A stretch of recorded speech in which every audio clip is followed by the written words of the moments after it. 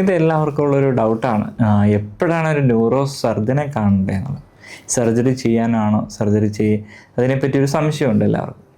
മെയിനായിട്ട് 2-3 കാര്യങ്ങൾക്കാണ് ന്യൂറോ സർജനെ കാണേണ്ടതുള്ളൂ.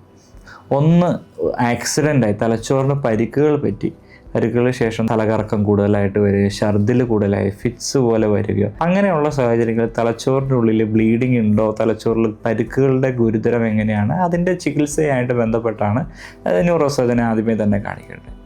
രണ്ടാമത്, തലച്ചോറിൽ ചെറിയ മുഴകൾ എന്തെങ്കിലും ഐഡൻറ്റിഫൈ, മിക്കവാറും ഫിസിഷ്യൻസോ ന്യൂറോളജിസ്റ്റോ കണ്ട് സ്കാൻ എടുത്ത് അതിനകത്ത് മുഴകൾ എന്തെങ്കിലും ഉണ്ടോ എന്നുള്ളത് ഐഡൻറ്റിഫൈ ചെയ്ത മുഴകൾ എപ്പോഴാണ് സർജറി ചെയ്യേണ്ടത്, എങ്ങനെയാണ് സർജറി ചെയ്യേണ്ടത്, അതോ ഫോളോ അപ്പ് ചെയ്ത മരുന്ന് കൊണ്ട് മാത്രം മതിയോ എന്ന് അറിയാനും ന്യൂറോ സർജനെ കണ്ട് അഭിപ്രായം ചെയ്യണം. മൂന്നാമതായിട്ട്, നമ്മുടെ ഈ കഴുത്തിലും നട്ടെല്ലിലും ഉള്ള തേയ്മാനം കാരണമുള്ള വേദന, വിട്ടുമാറാത്ത വേദന, മരുന്നുകൾ കഴിച്ചിട്ട് വേദന മാറാതിരിക്കുക, കാലിലേക്കും കൈയിലേക്കും മരവിപ്പ്, ബലക്കുറവ്, അത് കാരണം നമ്മൾ നിത്യജീവിതത്തിൽ നോർമലായിട്ട് ചെയ്യുന്ന ജോലികൾ ചെയ്യാൻ പറ്റാത്ത അവസ്ഥയിലേക്ക് വരുമ്പോൾ ന്യൂറോ സർജനെ തീർച്ചയായും കാണണം. കാരണം ചില സാഹചര്യങ്ങളിൽ സർജറി ചെയ്യേണ്ടതായിട്ട് വരും, ചില സാഹചര്യം ഇഞ്ചക്ഷൻസുകൾ ചെയ്യേണ്ടി വരും, ചിലതിൽ മരുന്ന് കൊണ്ട് തന്നെ ട്രീറ്റ്മെൻറ്റ് ചെയ്യാൻ പറ്റും.